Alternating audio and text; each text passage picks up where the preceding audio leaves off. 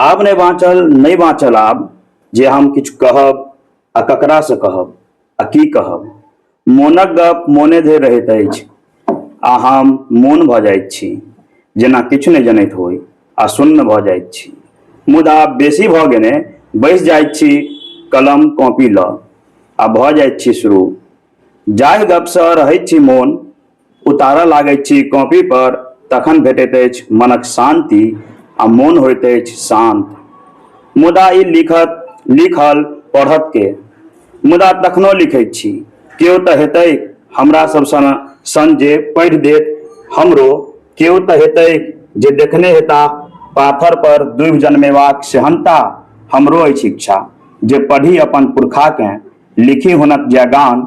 हम लिखब तऽ किन शायद देखौंस लिखत हमर अगिला पीढ़ी, वएह जे आओत मैथिली ओकरे कन्हा पर अछि ई अबडेरल भाषा।